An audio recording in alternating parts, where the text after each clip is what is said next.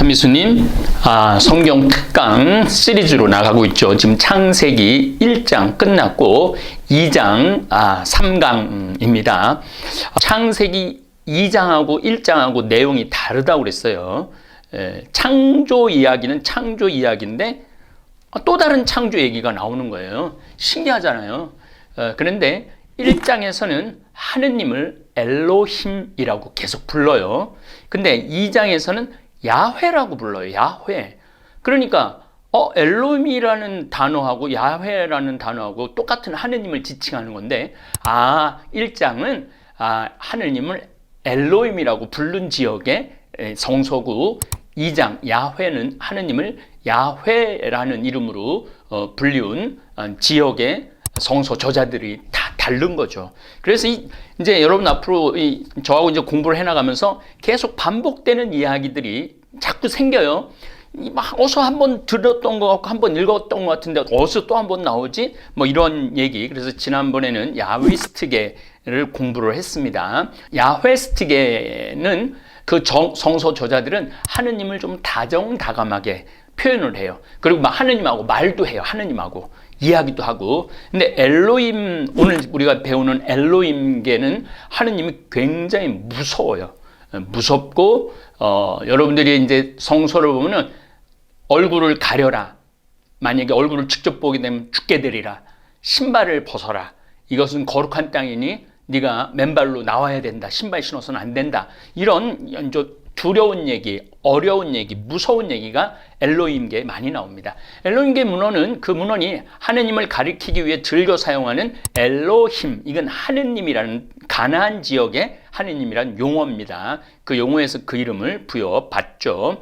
이 문헌은 예호비스트라 불리는 편집자를 통해서 야훼계 문헌과 일찌감치 결합되었을 거라는 얘기예요. 무슨 얘기냐면은 이제 엘로힘계가 있고 야훼스트계가 있는데 나중에 엘로힘계가 야훼스트계 안으로 들어와요. 그래갖고 요 야훼스트계 저자들이 그거를 야훼스트계 관점에서 편집을 한다라는 이야기입니다. 그 결과 특별히 창세기 20장에서 22장 아브라함의 이야기 경우 엘로힘계 문헌은 아주 단편적으로 엘로힘의 고유한 용어로는 요 20장에서 22장 정도밖에 없고 나머지는 다 야훼스트계로 들어가죠. 그래서 20장을 좀 잠깐 보겠습니다. 20장을 보시면은 아브라함과 아비멜렉 얘기가 나와요. 자, 여기 이제 지도로 나갈 건데 아브라함이 요때는 어디서 살았느냐면은 시나이산, 이집트 반도 끝나는데 시나이산, 여기 또 네게부 사막이라는 데가 있어요. 그 사이에 살았어요. 그 사이에 이제 항상 떠돌이라고 표현을 많이 합니다. 떠돌아다녔다, 떠돌이 신세였다, 그런 얘기가 많이 나와요. 그러니까 사실은 아브라함은 처음 불리움을 받았을 때 너무나 볼품없는 한 조그만 부족의 부족장이었던 거죠. 어쨌거나 이 아브라함이 이제 아비멜렉이라는 그 지역에 이제 또 조그만 이집트 북쪽의 족장이었겠죠. 거기서 사는데 자기 그 사라를 누이라고 얘기를 해요. 누이.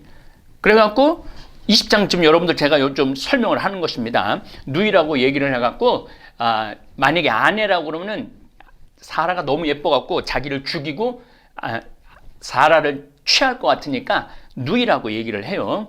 그런데 이제 누이라고 해갖고 아비멜렉이 종들을 불러놓아갖고 이런 사라라는 애를 마음에 이제 둘라고 그러니까 벌을 받아요. 전부 다 벌을 받고 11장에 이런 얘기가 나와요. 이곳에는 하느님에 대한 경외심이라고는 도무지 없어서 경외심, 제가 아까 얘기했죠. 무서움, 경외심, 이게 엘로힘계 특징이에요. 정의는 없어서 사람들이 내 아내 때문에 나를 죽일 것이다 하고 내가 생각하였기 때문입니다. 더구나 그 여자는 정말 나의 누이입니다. 실질적으로 사라는 아브라함의 누이예요. 여자 동생이에요. 아버지는 같고 어머니가 달라서 내 아내가 되었습니다. 이런 표현을 쓰죠. 그러니까 아비멜렉이 양과 소 데려다가 아브라함에 주고 사라도 다시 돌려보내주죠. 무서우니까, 벌을 받으니까. 요런 내용. 근데 요게 아주 재미나게도 아브라함과 아비멜렉 이제 이집트 위쪽에 가갖고 누이라고 속여갖고 아비멜렉이 벌을 받는데, 창세기 13장을 한번 가보세요. 똑같은 얘기가 나와요. 그 땅에 기근이 들었다. 그래서 아브라함은 나그네 살이 하려고 이집트로 내려가겠다. 그 땅에 든 기근이 심하였기 때문이다. 이집트에 가까이 이르렀을 때 그는 자기 아내 사라이에게 말하였다. 여보, 나는 당신이 아름다운 여인임을 잘 알고 있어.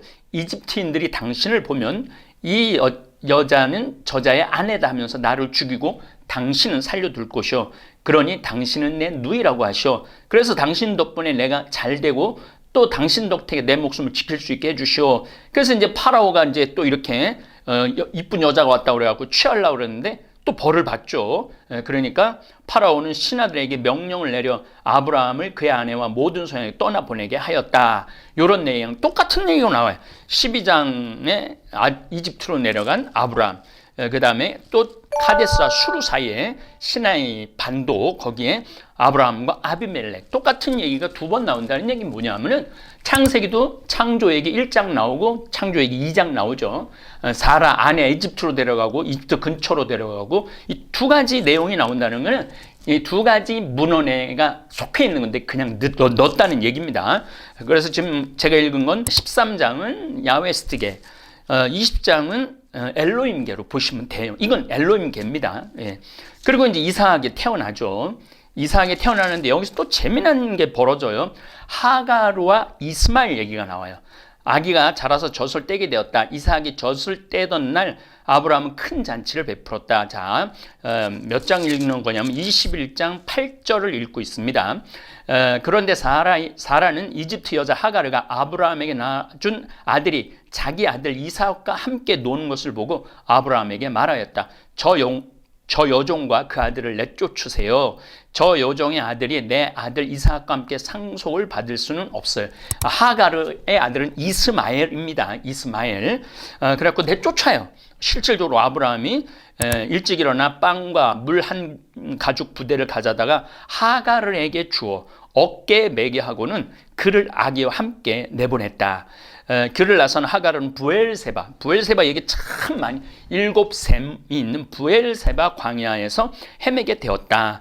가죽 부대에 물이 떨어지자 그 여자는 아기를 덤불 밑으로 던져버리고 활 한바탕, 한 분이 한 100m, 70m 정도 된다고 봐야죠. 거리만큼 걸어가서 아기를 마주하고 주저앉았다. 아기가 죽어가는 꼴을 어찌 보랴 하고는 생각했던 것이다. 이렇게 그는 아기를 마주하고 주저앉아 목 놓아 울었다. 하나님께서는 아이의 목소리를 들으셨다. 그래서 하나님의 천사가 하늘에서 하가르를 부르며 말하였다. 하가르에 어찌 된 일이냐, 두려워하지 마라. 하나님께서 저기에 있는 아이의 목소리를 들으셨다. 이러는 아이에게 아이를 들어올려 내 손으로 꼭 붙들어라. 내가 그를 큰 민족으로 만들어주겠다. 그런 다음 하나님께서는 하가르의 눈을 열어주시니 그가 우물을 보게 되었다. 부엘세바 중에 하나겠죠. 7샘물 중에 하나. 그는 가서 가죽 부대에 물을 채우 아이에게 물을 먹였다. 하느님께서는 그 아이와 함께 계셨다. 이게 이삭의 하느님인데 이스마엘과도 함께 계셨다고 얘기를 해요. 이스마엘은 지금 말하는 지금 아랍 사람들의 조상이 되죠. 그는 자라서 광야에 살며 활잡이가 되었다. 그는 파란 광야에서 살았는데 그의 어머니가 그에게 이집트 땅에서 아내를 얻어 주었다.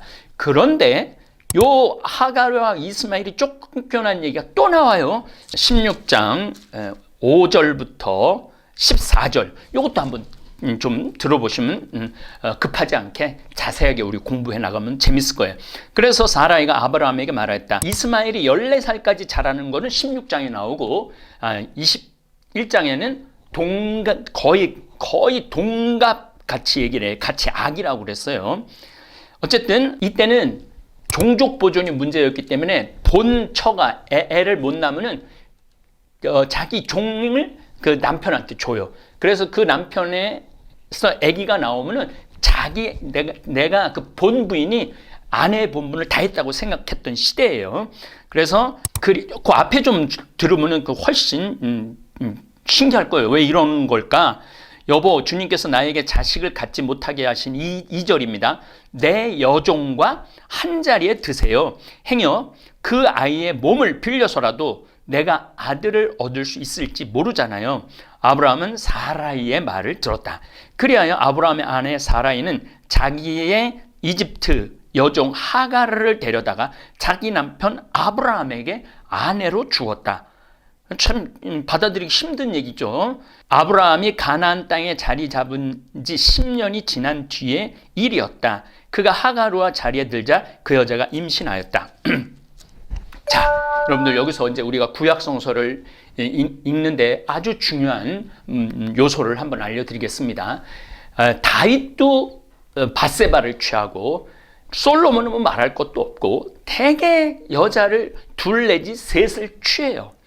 왜 둘 내지 셋을 취하냐면은 떠돌아다녀야 되니까 10명이 떠돌아다니는 것보다 30명이 떠돌아다니는 게 훨씬 더 안전하죠. 30명이 떠돌아다니는 것보다 100명이 떠돌아다니는 게 훨씬 전부 다 안전하죠. 그러니까 이 족장에게는 자기 여종이라도 가서 3명이든 4명이든 애를 낳으면은 본부인이 애를 못 낳아도 내 아들이라고 생각해도 될 정도로, 그러니까 이게는 이제 우리가 이제 성서가 뭐 이래. 그래서 제가 그 많은 문화를 얘기를 한 거예요. 성서도 그런 이집트 문명, 메소포타미아 문명, 히타이트 문명, 이런 문명하고 같이 어우러진 가운데서 점점 발전해 나가는 거지. 1장부터 완전한 개념으로 나가는 게 아니라는 그런 얘기입니다. 신약에 와서 한 여자와 한 남자만의 결혼을 신약 예수님이 확정 지어 주죠. 어쨌거나 하여튼 이제 곧 재밌어요. 그 여자는 하갈은 자기가 임신한 것을 알고서 제 여주인을 업신 여겼다. 그러니까 뭐 성녀라고 그러죠. 돌 여자, 아기를 못 낳는 거를 돌석자를 써갖고 사람도 아니다 이거예요. 이 중동 지방에서 여자도 우습게 봤는데 결혼을 했는데 여자가 애를 못 낳으면 사람 취급을 안 했어요. 안 그래도 집에 있는 낙타 취급하고 그 짐승 취급했는데 거기다 애까지 못 낳으면은 그냥 돌 취급을 했어. 성녀, 사람도 아니라는 거죠. 내가 이렇게 부당한 일을 겪는 것은 당신 책임이에요. 내가 내 여종을 당신 품 안에 안겨주었는데 이 여종은 자기가 임신한 것을 알고서 나를 업신 여긴답니다. 주님께서 나와 당신 사이에 시비를 가려주셨으면 아브라함이 사라이에게 말하였다. 여보, 당신의 여종이니 당신 손에 달려있지 않소. 당신 좋을 대로 하구려. 그리하여 사라이가 하가르를 구박하니 하가르는 사라이를 피하여 도망쳤다. 주님의 천사가 광야에 있는 샘터 부엘사바에서 하가르를 만났다. 그것은 수르로 가는 길가에 있는 샘이었다. 그 천사가 사라이의 여종 하가르야, 어디에서 와서 어디로 가는 길이냐 하고 묻자 그가 대답하였다. 저의 여주인 사라이를 피하여 도망치는 길입니다. 주님의 천사가 그에게 말하였다. 너의 여주인에게 돌아가서 그에게 복종하여라. 주님의 천사가 다시 그에게 말하였다. 내가 너의 후손을 셀 수 없을 만큼 번성하게 해주겠다. 이건 그냥 하느님이 그냥 입만 열면 아무한테나 하는 얘기예요. 하느님이 하는 얘기이기도 하지만은 당시 유목민들한테, 우리 뭐 농사 짓는 사람들도 마찬가지죠. 자식이 많으면 많을수록 좋은 거예요. 그래서 아주 중요한 개념을 내가 이제 적을 텐데, 그래서 이 성서는 족보 역대기를 한번 여러분들 잠깐 가요. 역대기를 가보면은요, 전부 누구는 누구를 낳아서 누구는 누구를 낳아서 누구는 누구를 낳아서 누구는 누구를 낳았다는 얘기에 전부 다. 제가 이제 나중에 읽어 드릴 거예요. 역대기는 사실은 안 읽고 가도 돼. 막말로 안 읽고 가도 돼. 아세르의 자손, 베냐민의 자손, 에돔 임금의 족장들, 에사우의 자손, 유다의 자손, 다윗 가문, 맨 그거예요. 역대기는 그래요. 역대기. 그런데 유대인들한테는 역대기가 아주 중요한 거예요. 우리한테는 그렇게 중요하진 않은데 유대인들은 이게 우리 족보니까 뭐 여러분들도 족보 중요하게 여기는 집들은 중요하게 여기죠. 내가 몇 대 손이고 몇 대 손이고 몇 대 손이고 족장들한테는 이게 절대적으로 필요했다는 이야기를 드립니다. 주님의 천사가 또 그에게 말하였다. 보라, 너의 임신한 몸 이제 아들을 낳으리니 그 이름을 이스마엘이라 하여라. 내가 고통 속에서 부르짖는 소리를 주님께서 들으셨다. 그는 들나귀 같은 사람이 될 것이다. 그는 모든 일을 치려고 손을 들고 모든 이는 그를 치려고 손을 들리라. 그는 자기의 모든 형제들에게 맞서 혼자 살아가리라. 이게 이제 그 중동 지방, 이제 아랍 사람들하고 유대인하고 이제 갈리는 거죠. 그래서 서로 맞선다는 얘기가 여기 나오는 겁니다. 주님의 이름을 당신은 저를 돌보시는 하느님이십니다라고 하였다. 그리하여 그 우물을 부엘라하이로라고 하였다. 그것은 카데스와 베렛 사이였다. 자, 이 두 번 얘기 나오는 거죠. 이스마엘이 쫓겨난 게 두 번 일어납니다. 어쨌든 지금 20장, 21장, 22장은 엘로힘계입니다. 엘로힘계. 그리고 여기 이제 이삭을 제물로 바치는 내용이 나와요. 22장에 가면은 이삭을 제물로 바쳐갖고 칼을 들어 찌르려고 그러죠. 장작더미를 쌓고. 자, 여러분 한번 생각을 해보세요. 100살에 얻은 아들이야. 그것도 하나 얻은 아들이야. 근데 하느님이 제물로 바치라고 그랬어. 얼마나 괴로웠겠어요. 아버지가. 여러분들도 뭐 우리는 상상도 못해죠. 처다들을 묶어갖고 장작에 묶어갖고 불태워 바치라고 그러면은 그런 하느님을 여러분들은 받아들일 수 있을 것 같아요? 못 받아들일 것 같아요? 아마 못 받아들이실 거예요. 그런 하느님은. 그런데 제가 그 창세기 1장 때 누누이 말했죠. 그때 시대의 인간들은 우상 신이든 야훼 하느님이든 신은 자기 모든 생명의 근원이라고 생각을 해. 저 신이 분노하면 우리 다 죽는다고 생각을 해. 신이 분노하지 말아야 돼. 신을 위로해 주려면 가장 소중한 걸 바쳐야 돼. 가장 소중한 게 뭐야? 내가 난 첫째 아들이야. 그게 가장 소중한 거야. 그래갖고 자식을 바치는 그러한 인신공양의 전통이 있다고 그랬죠. 이런 것들이 다윗 시대 가면 다 없어지죠. 다 없어지는데 아브라함 시대만 있었던 거예요. 아브라함은 너무나 괴로웠지만은 정말 내가 믿는 신, 우리 부족을 지켜주는 신을 위해서 이삭을 잡아 바치려고 그러는 거죠. 어마어마한 얘기가 나오는 거예요, 사실은. 막 장작에다가 아버지 숫돌도 있고 장작도 있는데 재물은 어디 있느냐고. 그러니까 아브라함이 이렇게 얘기합니다. 네가 재물이라고 차마 말을 못하죠. 얘야 하느님께서 마련해 주실 거란다. 그리고 이제 이삭을 묶었고 찌르려고 그러니까 그 아이의 털끝도 대지 말아라. 고개를 들어봐라. 그러니까 저쪽에 순양 하나가 뿔이 이렇게 걸려 있는 거 있어서 봉헌하고 하느님이 그때 이야기를 하죠. 주님의 천사가 하늘에서 두 번째로 아브라함을 불러 말하였다. 나는 나 자신을 걸고 맹세한다. 주님의 말씀이다. 내가 이 일을 하였으니 곧 너의 아들, 너의 외아들까지 아끼지 않았으니 나는 너에게 한껏 복을 내리고 복 얘기가 계속 나와요. 이 복이라는 건 아주 중요하거든요. 복을 내리고 내 후손이 하늘의 별처럼 바닷가의 모래처럼 한껏 번성하게 해주겠다. 자, 여기서 하느님이 아브라함 첫 만남인데 천당 얘기 안 하죠. 천국 얘기 안 하죠. 여기 무슨 윤리 얘기 안 해요. 하나도 안 해요. 그냥 네가 하느님을 믿고 하느님의 말씀을 실천한 거, 그런 거에 아주 초기 단계에 어떤 하느님과의 관계에 있어서 거의 첫 발, 두째 발 정도밖에 안 되는 거예요. 번성하게 해주겠다. 너 후손은 원수들의 성문을 차지할 것이다. 이거 봐요. 이게 성소가 원수들의, 그러니까 온 인류의 하느님인데 주변 민족들을 다 죽인다라는 얘기가 나와요. 내가 나에게 순종하였으니 세상의 모든 민족들이 너의 후손을 통하여 복을 받을 것이다. 이게 이제 바로 우리 누구한테로 가는 거냐면은 예수 그리스도를 향해서 가는 거죠. 처음에 이렇게 복 얘기했을 때 예수님의 오심이라는 건 상상도 못했을 때 이야기라는 거죠. 탈출기로부터 엘로힘계 문헌을 찾아내는데 어려움이 많아요. 그러니까 이제 엘로힘 문헌은 거의 창세기에만 거의 있고 탈출기부터는 말씀드렸죠. 엘로힘은 북이스라엘, 야훼계는 남유다. 근데 결국은 북이스라엘은 721년에 망해요. 그래갖고 722년에 이렇게 남으로 다 들어와요.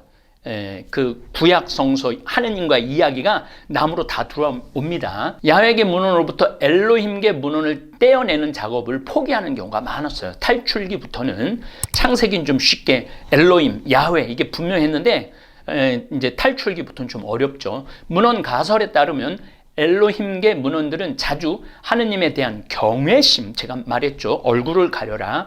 만약에 하느님을 보게 되면 넌 죽게 될 것이다. 신발을 벗어라. 뭐 이런 거는 다 엘로힘계 영향입니다. 하느님이 두려운 분으로 표현되는 건 엘로힘이에요. 이 신심에서 우러나오는 도덕적 자세를 강조하게 됩니다. 또 엘로힘계 문헌은 북왕국 예언자들과 가깝다는 사실.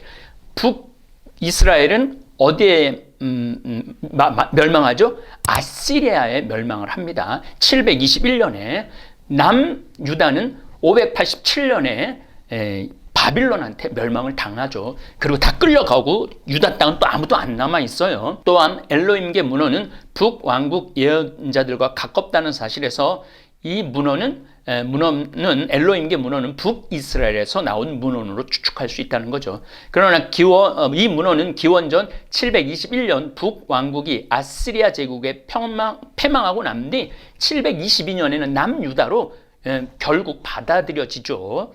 그래서 야훼계 안에 엘로힘계가 빨리 망했기 때문에 유다 쪽으로 남유다로 내려오는 거죠.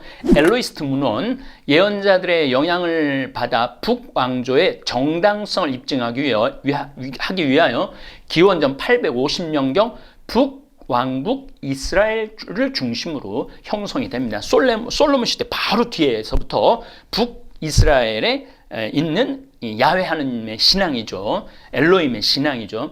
특징으로는 문장의 흐름이 소박하고 자연스러우면서도 딱딱한 면이 있다고 제가 몇 번 말씀드렸죠. 대중적인 표현 양식을 취합니다. 하느님은 인간과 거리가 먼 초월자, 굉장히 어려운 분이에요. 야훼에게는 굉장히 가까운, 야훼 하느님은 굉장히 가까운데 엘로힘의 하느님은 좀 멀어요. 인간과 관계에서는 꿈, 환시, 천사, 아까 나왔죠. 천사가 아브라함한테 손끝 하나 대지 말라고, 구름, 불, 뭐 구름을 타고 내려왔다, 불을 타고 내려왔다, 뭐 이런 거가 그러니까 굉장히 경외의 대상이라는 거야. 하느님이 우상 숭배를 단죄하기도 했고 이방인에 대한 배척 사상이 엄청 강했어요. 성서를 읽어보면 이방인들에 대한 배척을 너무 많이 해요. 이게 바로 엘로힘, 물론 야훼스트계 남유다도 그렇지만 예언자들에게 관심이 아주 크고 모세를 가장 위대한 예언자로 부각시킵니다.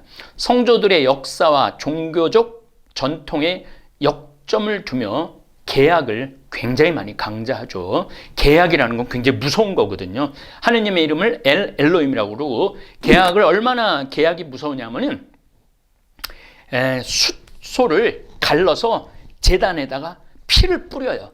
이거 왜 갈르느냐면, 너 하느님하고 나하고 계약을 맺었어. 만약에 계약을 깨면 너도 소 이렇게 잘리듯이 잘릴 거야. 그리고 태워서 하늘에 올려버릴 거야. 그런 계약의 무서움이 있어요. 그런데 더욱이 하느님과의 계약은 깨지면 안 되는 거죠. 목숨을 걸고라도 지켜야 된다. 이런 것들을 엘로힘계가 많이 강조했다는 얘기입니다. 다음에는 신명기 문헌에 대한 공부를 하는데, 다음부터는 요거 1시간에 거의 끝났는데 신명기는 아마 8시간 내지 10시간 정도 할 거예요. 굉장히 재밌어요.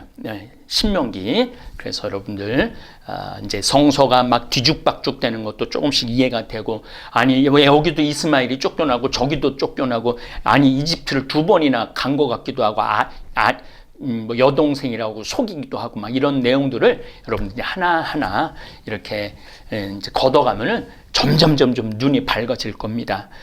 그래서 야훼 모든 성서는, 구약 성서는 예수 그리스도를 향해서 간다라는 거, 그 마음을 가지고 여러분들이 읽으시면 훨씬 성서가 가깝게 느껴질 것입니다. 예, 다음 주는 신명기계로 만나도록 하겠습니다. 예, 감사합니다. 너무나도 고소해 고소해 고소해 참을 수가 없을걸 건강히 책임져줘 생태만 전국장 전국장이 냄새난다 선입견이 있나요 나도 처음엔 그렇다고